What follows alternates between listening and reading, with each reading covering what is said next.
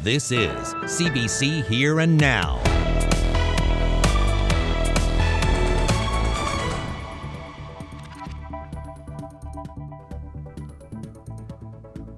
Vian Timmins is out as president of Memorial University. I'll bring you all the details coming up.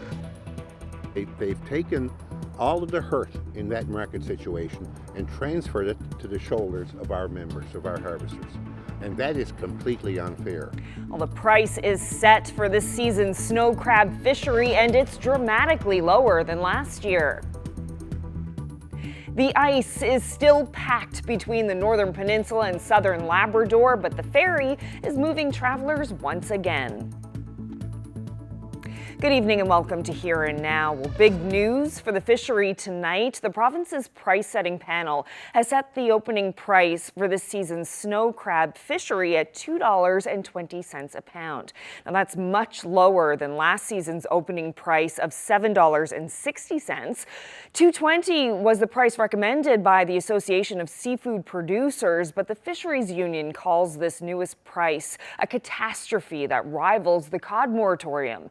Here and Now, Terry Roberts caught up with the FFAW Union President Greg Pretty a short time ago. What does that mean for your members? It's an incredible economic blow to our members and the entire province. I can't believe what I saw today.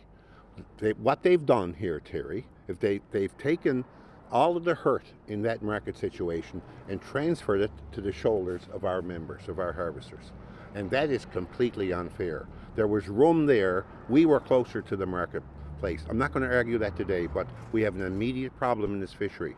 People can't fish for $2.20. That's as simple as that. You can't go to work for 70% less than your income. I don't expect you to be a broadcaster after that. And these harvesters are in tough shape. I can tell you that right now. We're looking at bankruptcies here. We're looking at people who can't afford to have crew members anymore pay their bills because of this crazy decision.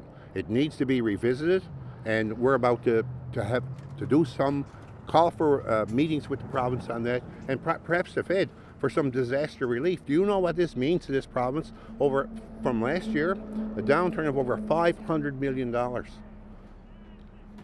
million to this province. And people can walk away and say, hey, that's fine, let's have a fishery. Well, our members have told us, our harvesters have told us, they can't, it doesn't make any sense to fish on $2.20.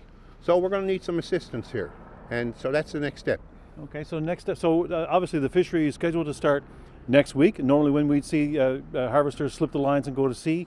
So what is the plan then? Harvesters have told us already. We got a very clear message. We have a bargaining committee made up of the full spectrum of crab harvesters. So I know what the economics are. And there are no economics in $2.20. We can't have a strike, as you know, because we're bound by the Act. But people have a right to make a decision whether they fish, the same as the processor has a decision to make whether what they want to buy. But so the next step is to call for meetings with the Premier and with the Feds, because we're going to need some relief here. We're going to need some disaster recovery here, because it's that serious. How can the greatest crab fishery on this planet be reduced to poverty in the wink of an eye? And so that's what we have to adjust, that's what we have to look after. And I'm confident we'll be able to do that. What would you say to those who might say, look, this is what the market can bear? Obviously, if the price-setting panel says this is what the price should be, this is what the market can bear. I would say from our considered perspective, our price is closer to what the market can bear.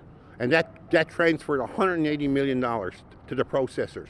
That's not fair. We can't stand the entire burden of this market collapse or downturn. It'll come back, but in the meantime, we can't have bankruptcies and people going over the winter without income. So it's a very serious problem. Well, meanwhile, CBC News has reached out to the Association for Seafood Producers for comment on the set crab price, but a representative says they will not be speaking at this time. Well, we now go to Memorial University, where the Board of Regents has announced that Vian Timmins is no longer president. This comes during week 4 of Timmins' 6-week voluntary paid leave of absence. So let's bring in Ariana Kellen now, who's standing by live at the St. John's campus. So Ariana, what is the Board of Regents saying? The Board of Regents met last night to discuss this issue and today announced their decision on Mond's Gazette Online. Now, the Board of Regents nor its chair Glenn Barnes is talking, but they did state today that Vian Timmins' contract was being ended without cause basis. Now, the contract was set to expire in December of 2024. Glenn Barnes said that he appreciated Vian Timmins' contributions to the university and that he wished her well in the future. So how did we get to this point? Last month, our reporting raised questions about Timmins' statements on her Indigenous heritage. She says she feels she has always been very clear in her distinction that she does not claim an Indigenous identity, but Indigenous ancestry. But our investigation found multiple cases where she cited membership in an unrecognized band in her CV and in professional bios online. Now, the Brador Mi'kmaq First Nation in Cape Breton is neither recognized by the feds or by the Union of Nova Scotia Mi'kmaq. Timmins also accepted an Inspire Award, that's formerly the Aboriginal Achievement Awards, in 2019 for her work in education. She says she accepted that award after consulting with an elder, and that she did so to honor her father's wishes of acknowledging her Indigenous ancestor. Now, following CBC's initial report, Timmins did go on a paid 6-week voluntary leave, and that's where that leaves us today, Carolyn. Okay, so Ariana, how is the university community reacting to this tonight?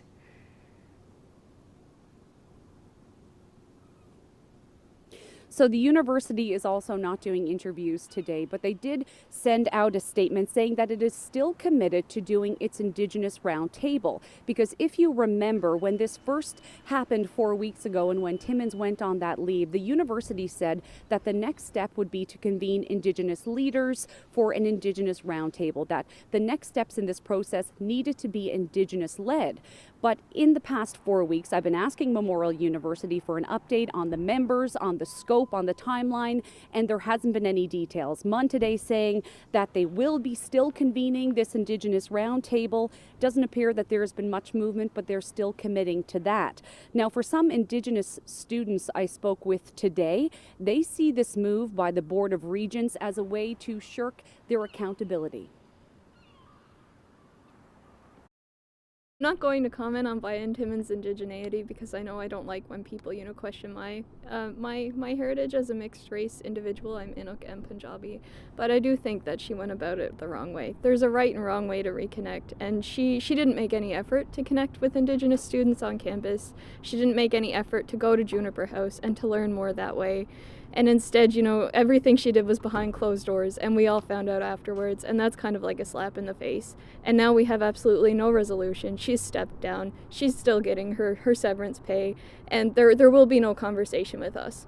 So no, we're not happy. As the Indigenous student body, I don't think any of us are happy with the decisions. It's not just students who are talking today. Munn's Faculty Association also came out with a statement asking for two things. First, that the university properly investigate Vian Timmins' claims to Indigenous ancestry, and also they're calling for reform of the presidential search. Now, in the meantime, Memorial University has named former Vice President Academic Neil Bose as President and Vice Chancellor of Memorial University for the next 2 years, or until they can find a new president for Memorial University. Now, Timmins is not going away from this university empty-handed. Her severance outlines that she can have at minimum, or she's entitled to at minimum, $675,000 or 18 months of her base salary. Carolyn? Thanks so much, Ariana. That's Here and Now's Ariana Kelland reporting live. Well, the Innu Nation is weighing in on the departure of Munn's president. In a statement late this afternoon, it said, in part, while this closes the door on the issues surrounding Dr. Timmins, larger policy issues about research funding, diversity, equity, and participation of Indigenous peoples at Munn still needs to be addressed. The Innu Nation says there's a growing problem with people and groups wrongly claiming to be Indigenous, and there needs to be a process to address it. It goes on to say it is clear that Munn can no longer sit on the sidelines on this issue.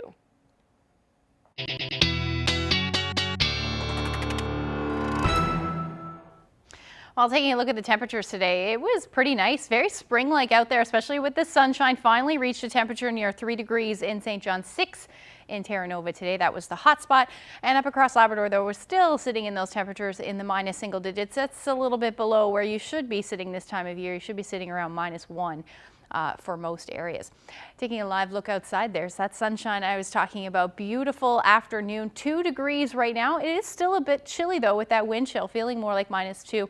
The winds have calmed down a little bit though out of the northwest, around 19 kilometers per hour. So we take a look at what's going on right now. Not a whole lot. This area of low pressure, that's the one that brought all of the weather to Ontario and to parts of Quebec as well. It has losing its steam, which is good news. That means that we're not really going to see too much in the way of precipitation from this one. We're seeing some showers and some freezing rain, albeit very light. That is headed our way as we head through tonight. I will get into the details coming up. Oh, no, I'm not. I'm going to talk about the ice because it's still very thick in the Strait of Belle Isle. But with the freeze on, travel across the strait has thawed, and here now's Mark Quinn was on the Northern Peninsula earlier today, and have a look.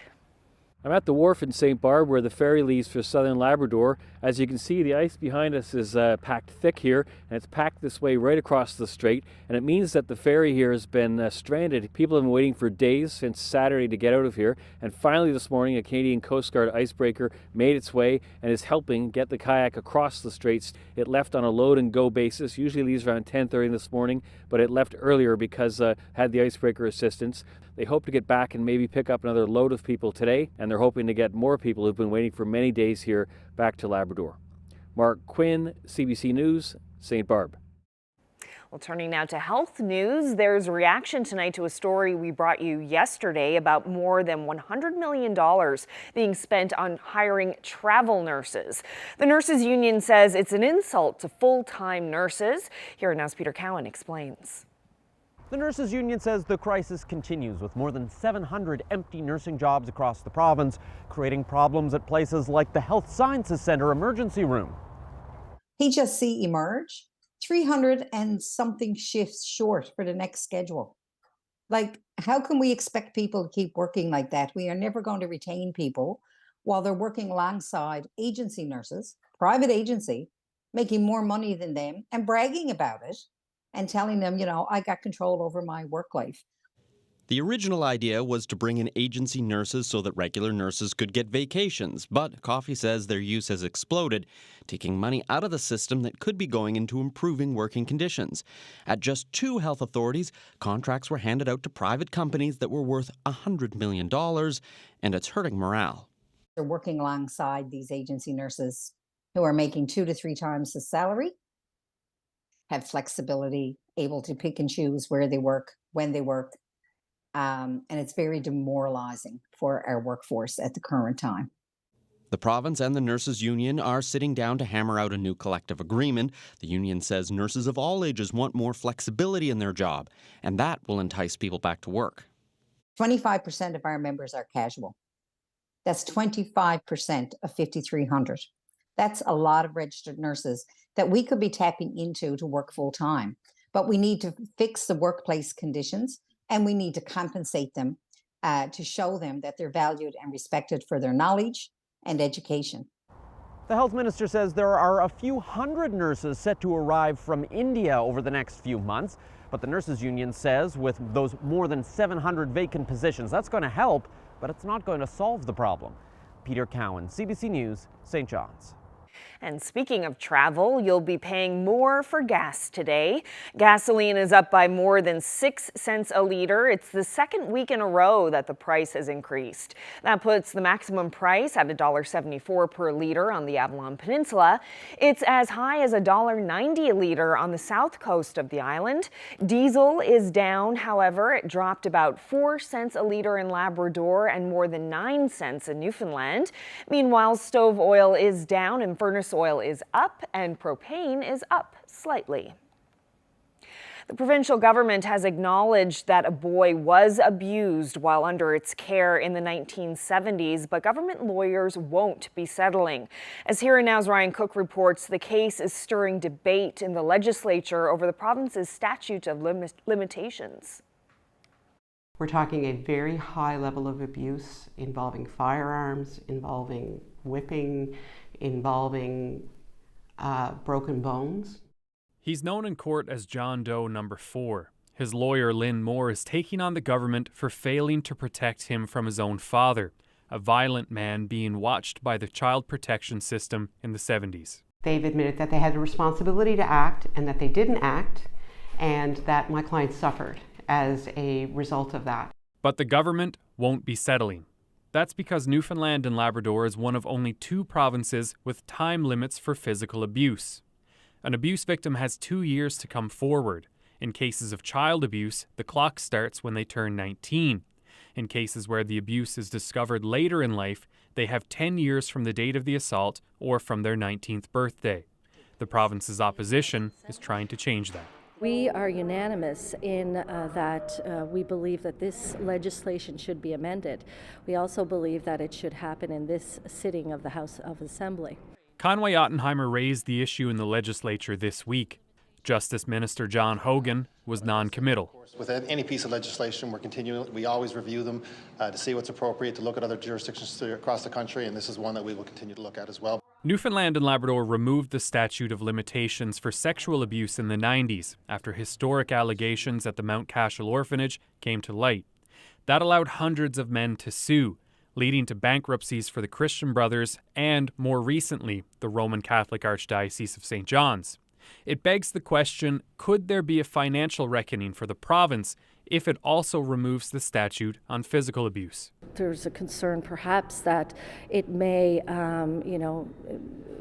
precipitate an onslaught of cases coming forward. But I'd like to, if that is the case, we need to see that as evidence. If that is the case, please bring it forward and show us. John Doe's sister also sued the province but was able to reach a settlement because there's no limitation on sexual abuse. Same father, same family, different outcome. Lynn Moore is now challenging the Limitations Act in court, saying it's unconstitutional. She hopes the province will step in and change the law. Ryan Cook, CBC News, St. John's. Well, some newly arrived dogs are settling into their temporary home at Beagle Paws in St. John's today. 8 dogs arrived at the shelter this morning. They came from a breeding facility in Montreal that had burned down. 30 of the dogs survived, with most finding other homes in Quebec and Ontario. But the manager of Beagle Paws says they found some space, even though the local shelter is already at capacity. It's been a crazy year, I won't lie. We were already full, but when you get a call like this, what are you supposed to do? We do have some really good supporters, so we're really relying on them right now to help us, navigate our way through this, because this is the first time we've ever taken on 8 dogs at once. Well, now to sports. Brad Goujiu and Team Canada won their 5th game in a row at the World Curling Championships this morning. Final stone. Right now, the Germans are sitting the 2. Goujiu made a double takeout in the 9th end to score 2 points against Team Germany. That sealed the win. The final score was 9-4. Canada now has a record of 7 wins and 2 losses. Goujiu and his team take on Scotland tonight in Ottawa at 8:30 Island time, 8 o'clock in most parts of Labrador. I just popped him out of the mold and now he's ready to be decorated. Wow, there are no mini eggs from this Easter bunny. See how a 3-pound chocolate bunny gets made and decorated coming up. I did not know they made chocolate that big. But you have some nice weather to enjoy some chocolate this weekend, that's for sure. Temperatures are going to drop though as we head through to Sunday. I'll get into all the details coming up.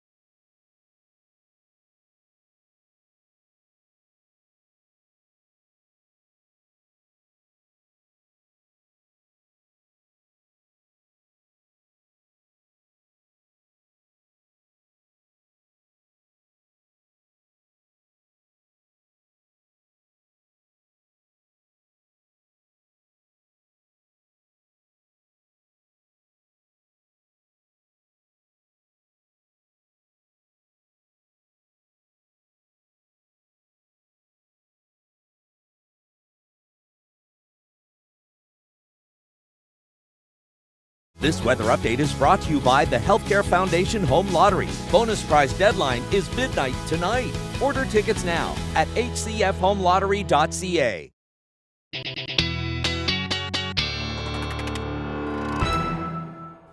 Well, happy Thursday. Tomorrow is Good Friday, a holiday for lots of people. Today was great in the afternoon, very spring-like. Yeah, as soon as that sun, well, temperatures warmed up, I should say, it was really beautiful. But let's take a look at the temperatures across the province, because some areas were certainly warmer than others. As you can see, coldest temperatures were in Nain at -9, and the warmest was in Terra Nova this afternoon. So just taking a look at what's going on right now, we've got an area of low pressure, at least the bulk of it, to just the west of Labrador at this point, but it is bringing in some snow. And then we've got another, it's the same part of this system, but we've got some of that precipitation moving through. It's very light on radar. You can barely see it, but there is some freezing rain in there, and there's also some showers. But the system is definitely losing steam, and that's good news for us because, you know, earlier in the week it looked like we'd see some freezing rain, but that is not the case anymore as we head through the night tonight.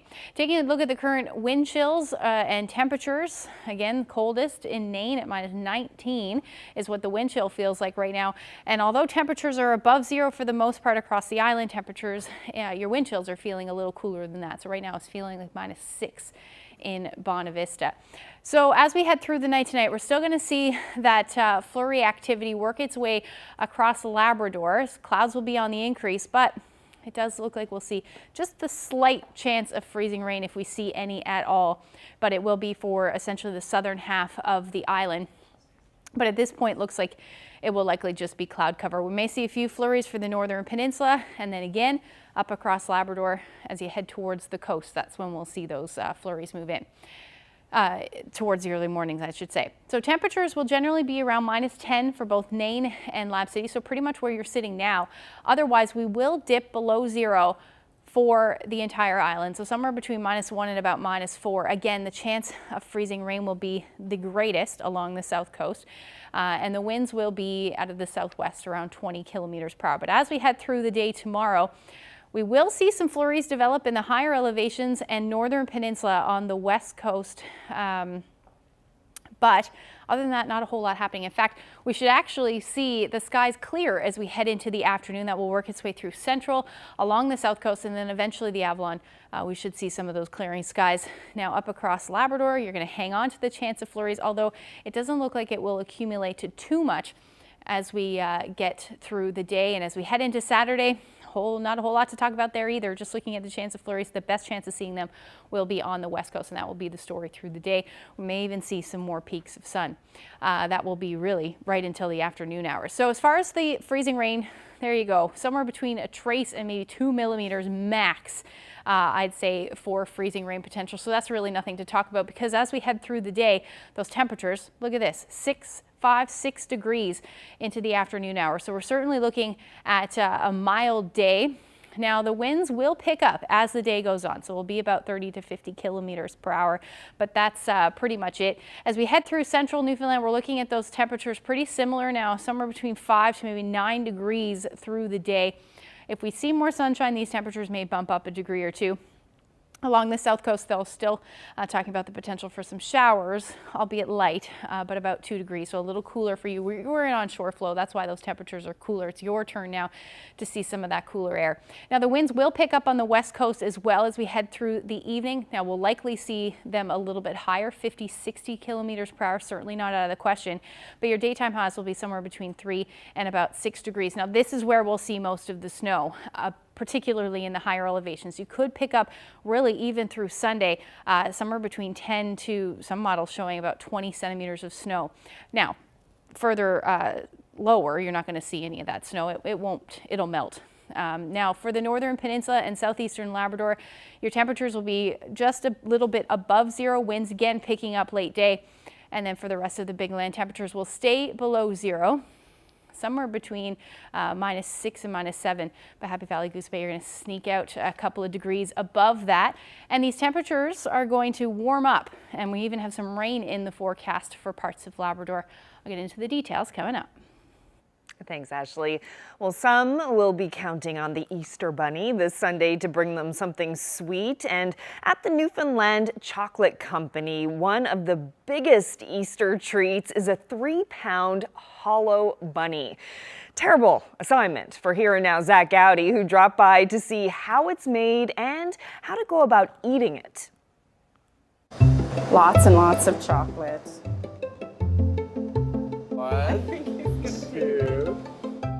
Hi, welcome to the Newfoundland Chocolate Company. I'm Christina Dove. It's crazy busy here and we're making all kinds of Easter chocolate. Easter's crazy busy just like Christmas, so we're making bunnies and eggs for a couple of weeks on end. Can we see how it's all done? Absolutely, come on in.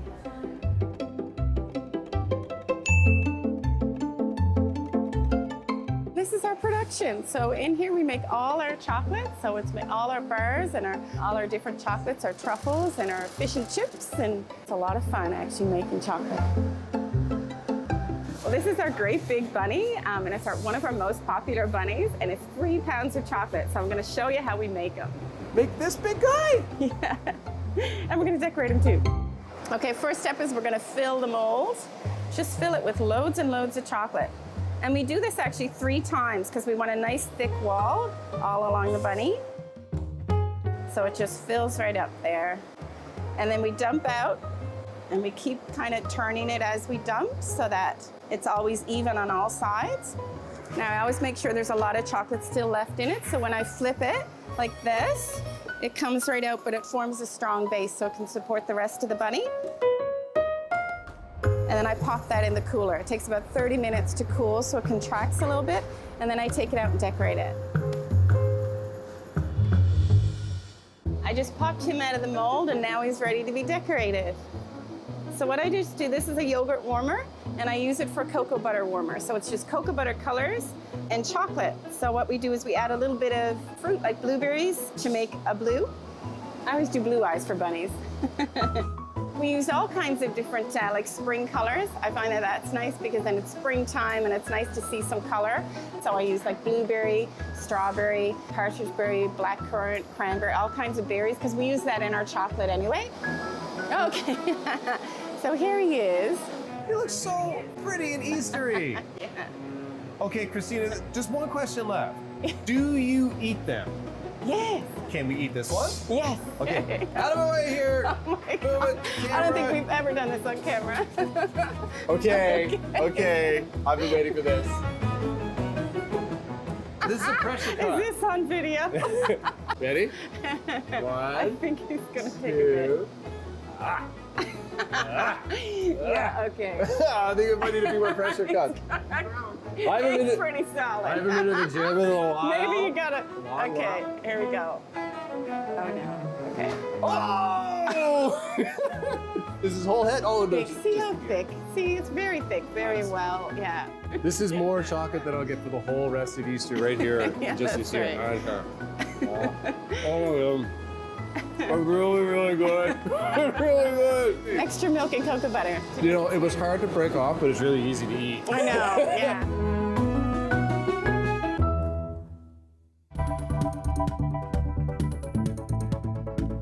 If we are extending prescriptions past 90 days up to a year, we really should be doing the appropriate monitoring that goes along with that. Well, pharmacists can now extend a prescription refill for up to a year, but does that new power have the potential to put some patients at risk? We'll speak with one pharmacist who feels their scope of practice should be expanded even further.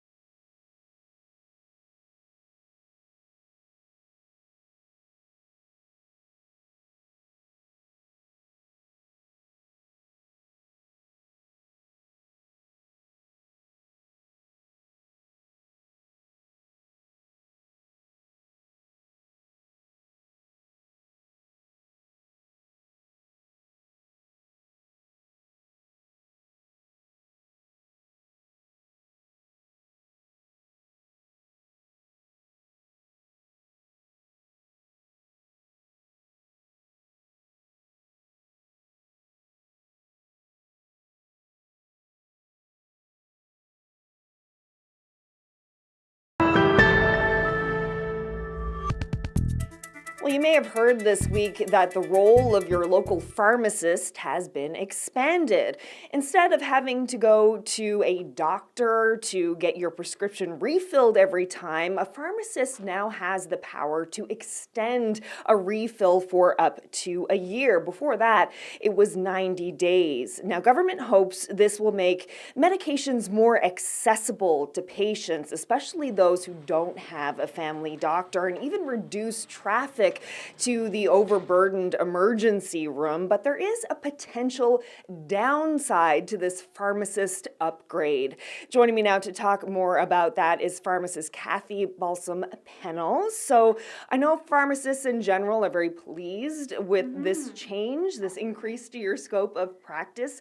But can you talk about a potential drawback? Give us an example of a drawback to this change. Yeah, and I guess not necessarily so much as a drawback, but something that would be really more of a hesitation in terms of the pharmacies or the pharmacists. So I think it's important for policymakers and patients to understand that even though we now can extend past that 90-day duration, it may not always be the best thing in the best interest of the patient. And I say that because we are quite limited right now in Newfoundland as pharmacists in that we cannot order and interpret lab values for patients. So because of this, if we are extending prescriptions past your 90 days up to a year, we really should be doing the appropriate monitoring that goes along with that. Some medications, it's not a big deal. There's not a lot of routine blood work that needs to be done. And as long as there's an updated value on the patient's record, we can go with that. Perhaps it's a blood pressure pill, baseline's okay. We can check blood pressure every couple of months at the pharmacy. But there are other medications that aren't necessarily that safe without the routine blood work. So I can give you an example. Recently this week, I saw a patient on lithium. So this medication, as a pharmacist, I know that that's quite toxic to the kidneys and to the thyroid if not monitored appropriately. So usually with prescribing this medication, we need to check kidney function and thyroid function every 6 to 12 months. So this particular patient didn't have access to their physician anymore and wanted an extension. So I said, well, let me just make sure that everything's fine. So I bring up his blood work. He unfortunately hasn't had blood work done in the last 4 years. So I don't even have a baseline there to say that this drug is safe. Knowing that there are some toxicities associated with that drug, I really would love to be able to order the blood work and assess and adjust the dose if necessary and really determine if it's safe. So in this case, I'm often limited, say, unfortunately, here's a 2-week supply. You really need to get blood work done. So unfortunately, I'm sending them back to the emergency room for someone else to be able to order that lab test to assess whether or not that's okay. Other things, of course, sending them to nurse practitioner clinics. We are always trying to connect people with care. But I just wish I could help. Yeah, and I bet it must be difficult to say to a patient who, say the example of the patient who's on lithium, to say to them, look, I'd really like to give you this medication, but first I need you to do this, to go to a doctor or nurse practitioner and ask for these tests to be done. So for you, the solution would be that your powers would be expanded even more to be able to order these tests. Yeah, so in some other provinces within Canada, pharmacists do have the ability to order and interpret lab tests. So Alberta, Manitoba, Quebec, and PEI all allow pharmacists that capability. Some other provinces like Nova Scotia and New Brunswick, closer provinces, they have legislation pending, so it's coming for them. There was no sign of that in the recent announcement that I really think would make the biggest dramatic impact in terms of accessibility of prescriptions for patients. Right. And do pharmacists have the training and the expertise to be able to decide what kind of test to order and then interpret the results and then decide whether the medication should continue? Yeah, and I think, we are the medication experts when it comes to pharmacists in healthcare. So we have extensive training when it comes to even looking at differential diagnoses of patients, but particularly around monitoring for drug therapy in terms of efficacy. Is it working? And toxicity, is it safe? I know that pharmacists and doctors and nurse practitioners all do different things and have different powers, but with each of these new announcements that have been coming lately, it feels like kind of the line between those jobs is starting to get a little bit blurrier. And for example, if you were to be given the powers to be able to order blood tests and interpret the results, that would be yet another blurring of that line. What do you make of that, and where do you see things going? I think once we're in healthcare, we kind of know who does what. So I think if we could all work collaboratively, ideally, that would be the best case scenario. I think I'm thrilled to see the nursing announcement, to be able to have that as an option for patients as well, even particularly in rural areas or within hospital settings. I think that's fantastic. And, you know, there is this blurring of lines, but there's also an overlap in skills and abilities in some sense. Well, Kathy Balsam-Pennell, we'll see if your message gets through. Thank you so much for this. Thanks so much for having me.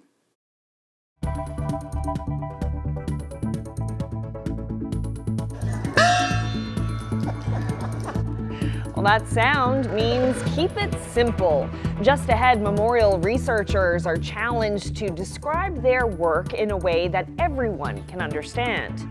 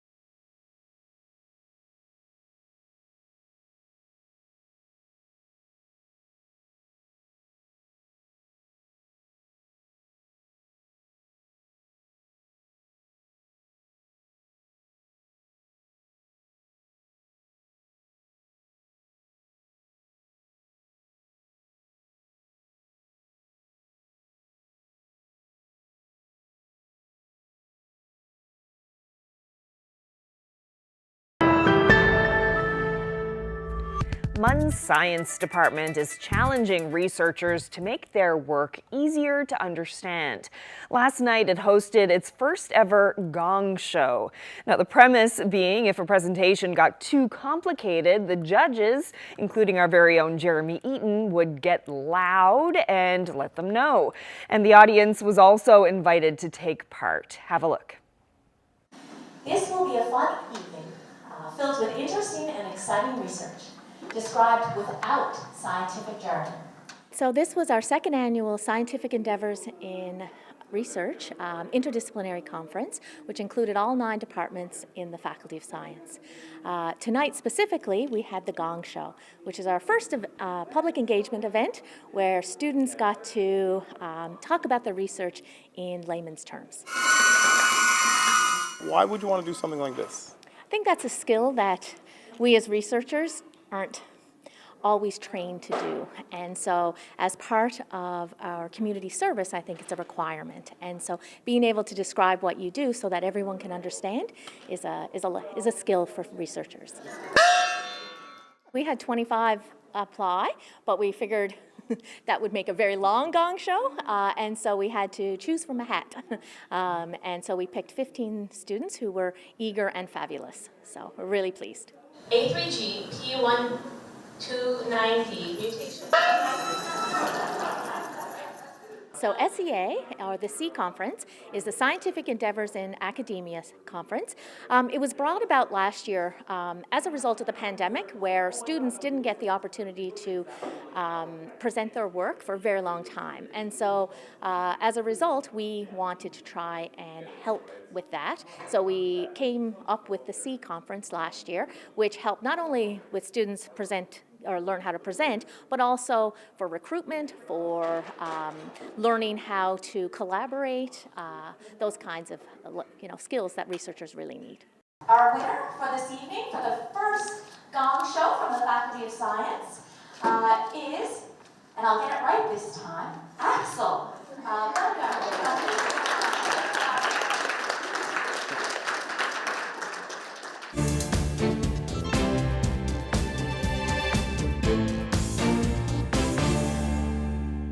Today marks 5 years since a traffic accident in Saskatchewan that gripped the entire country in grief. 16 people were killed, all on a bus carrying the Humboldt Broncos junior hockey team. The crash prompted traffic safety changes right across the country. Sam Sampson looks at how effective they've been. Carol Bronze knows her limits. When she watches Humboldt hockey, she sits on this side of the ice. I don't like seeing the players' bench. Why not? Because she's not there. Her daughter Dana was the athletic therapist for the Humboldt Broncos in 2018. The whole team was driving to an April playoff game when their bus crashed into a semi that ran a stop sign. 16 people died. The novice semi-driver, Jaskirat Singh Sidhu, had 3 weeks of training and supervision. The tragedy forced trucking standards into the spotlight. At the time, only Ontario required drivers to take training before getting a license. That still isn't the case everywhere. Today, 6 jurisdictions require training before testing. 5 tell CBC training will be mandatory. New Brunswick is looking into it. Nunavut has optional training, but trucking licenses there aren't valid anywhere else. Every area in Canada has entry-level training available. The training was standardized in 2021, but there are still huge differences across the country. I hired somebody from a different province. He was trained to be an instructor. He was worse than one of the students that I had. But more rules means more time and costs to fill Canada's driver shortage. Without enough inspectors, advocates worry shady schools cut corners to fill labor gaps. There has to be a fear of getting caught if you're breaking rules and regulations, and there just isn't enough of that fear out there right now. You can have prayers and thoughts all you want, but unless you're willing to do something to back it up. I know that sounds very cynical, but it's the truth. Bronze's mission to make roads safer keeps her going on her hardest days, like next month, when she'll mark Dana's 30th birthday without her daughter. Sam Sampson, CBC News, Humboldt, Saskatchewan.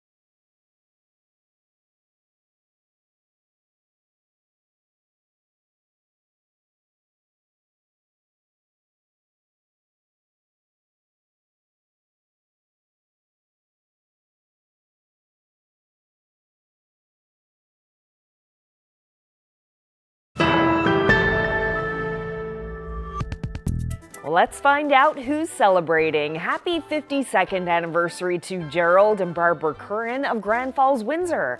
Congratulations to Guy and Cavill Bixby of Wabush, now living in Lewisport, who are celebrating their 50th anniversary today. Happy 62nd anniversary to Herbert and Mildred Park of Marguerite. Wishing Eli and Gwen Party of Grand Bank a happy 58th anniversary. Happy 62nd anniversary today to Ida and Wes Thompson of Botwood. Happy 67th anniversary to Harold and Olive Payne of Sally's Cove, now living in Corner Brook. And it's a golden anniversary for Doug and Daphne Percy of Topsail. Happy 50th anniversary also to Harold and Eleanor Ronayne of Witless Bay. Anniversary greetings going out to Headley and Evelyn Reed of Milton, now in Alberta. It's their 54th anniversary. Happy 60th anniversary to Bobby and Louise Kosh of Aspen Cove. Happy 54th anniversary to Everett and Joy Brett of Joe Bat's Arm. Wishing John and Betty Newman of Boyd's Cove a happy 53rd anniversary. It's a 50th anniversary today for Dave and Jean Rideout. Congratulations. Doug and Cavill Brace of Chance Cove are celebrating their 60th anniversary. Now to some birthdays. Birthday greetings going out to Julia White, who is celebrating her 90th birthday. She's from Sandy Cove, but now lives in Flowers Cove. Happy birthday to Phyllis Gard of Springdale, who's turning 91. Happy 92nd birthday to Ben Pitcher of Gooseberry Cove, now in CBS. Happy 90th birthday to Andrew Lewis, who still lives in his own home in Fleur-de-Lis. Birthday wishes going out to Vince White of Torres Cove, who also just turned 90. Happy 90th birthday also to Albert Higdon of Robert's Arm. Wishing Belle Kiley of Point LaHaye a happy 90th birthday tomorrow. And 90th birthday greetings to George Blanche of Jersey Side. Happy birthday to Shirley Bishop in St. John's, who's celebrating her 90th birthday. And let's end on an impressive birthday. Happy 103rd birthday to Audrey Boone in St. John's, who will be celebrating on April 12th. Hope you have a wonderful day.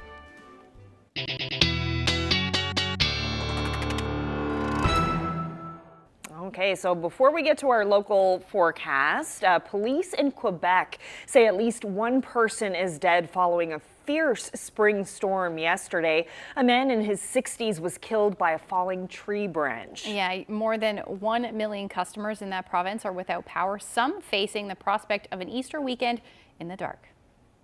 The timeline to restore customers is in the next 24 hours, more than 300,000 customers. Hydro-Quebec says it's hoping the majority will have it back by tomorrow night. More than half of the outages are in the hard-hit Montreal area, and more than 1,000 hydro employees are working to fix the power lines. Destruction left behind after the storm is making repairs slow work. For now, people are being asked to stay inside. In Châteauguay, southwest of Montreal, the mayor has declared a state of emergency, calling the flooding situation catastrophic in some places. My goodness. Okay, well, let's have a look at our forecast, long-range forecast. As we mentioned earlier, some people will be off tomorrow, and then we move into the weekend, which is a long weekend for lots of people who have Monday off as well. That's right. Yeah, and the weather really this weekend not looking overly bad. There are some areas that will see some snow. Let's take a look. Let's jump right into the forecast there. So this is Friday evening. We're still seeing the chance of some showers or flurries, especially for the west coast. That's where most of the activity will be as we head into the early morning hours on Saturday. And overall, there's not a whole lot of weather to talk about. Now, up across Labrador, you're still looking at the chance of flurries pretty much across the day, across the board, I should say, into the afternoon hours. But really, it's along the west coast and in the higher elevations where we should see some of that snow. Now, as we head into the evening hours on Saturday, along the northeast coast, there's a chance we'll see some showers as well. Some flurries as well. But as far as temperatures are concerned, we're looking at those temperatures dipping. Tomorrow, we're talking about temperatures between 5 to 9 degrees, but they will plummet as we head through Saturday. So temperatures will hover somewhere between 0 and about -2 for most of the island. Up across Labrador, your temperatures will be in the -7 to -11 range through the day. And again, there are still some peaks of sun in the mix. That's the story across the island as well. Now, as far as Saturday evening into Sunday is concerned, we're sitting with this ridge of high pressure just to the west, so things are relatively quiet. Still looking at that chance, though, of flurries pretty much along the northeast coast into the morning hours on Sunday. And again, in the Long Range Mountains on the west coast. Otherwise, we should see some sun through the day on Sunday. However, those clouds will be back on the increase as we head through the day. Temperatures, again, will be well below 0, and then up across Labrador, same thing. But temperatures starting to warm up, though. Lab City, you're going to see a high of +1. Now, as far as that snowfall forecast is concerned, like I said, most of us not seeing anything really, and what does fall won't stick. But take a look at the Long Range Mountains. You're seeing those amounts probably higher than 10, maybe even 20 centimeters, certainly possible. And then coastal areas of Labrador, you could pick up somewhere between 5 to 10 centimeters, and that will take us through to Saturday night. Long range forecast, there is a warm up. Finally, we will see temperatures climbing even as we head into midweek next week. So daytime highs between 3 and 7 degrees, although it does look like we'll see some flurries until we get there. Tuesday at this point looks absolutely beautiful. But for central Newfoundland, for Monday, you're looking at either showers or flurries. That's because your temperature is at 6. But take a look at Tuesday. 13 degrees. Hopefully I'm not teasing you, but at this point that's what it's looking like. 11 to 13 from the west coast through to central. For eastern Labrador, there's your warm up as well. You're looking at temperatures between 5 and 7 degrees, the chance of showers, and same thing for western Labrador. Your overnight lows are starting to warm up as well. This shot, this is Luna, and Luna is enjoying the ride to Galant's. Bill shared this shot with me today. I thought that one was absolutely wonderful. Oh, love it. Clearly she loves it. She did another one today apparently too. But thank you so much for that, Bill. If you have any weather photos, send them to Facebook, Twitter, or email them to nophotos@cbc.ca. You gotta love a dog in goggles. Right? Yeah. Well, you might have been wondering, we shared your birthday and anniversary announcement a little bit earlier, and we did it tonight rather than tomorrow because we're going to be off the air tomorrow for Good Friday. Yeah, that's right. We will be back on Easter Monday, though, for a slightly shorter show from 6 to 6:30. Yes. All right. Well, thank you so much for joining us this evening. Hope you have a wonderful weekend. Good night.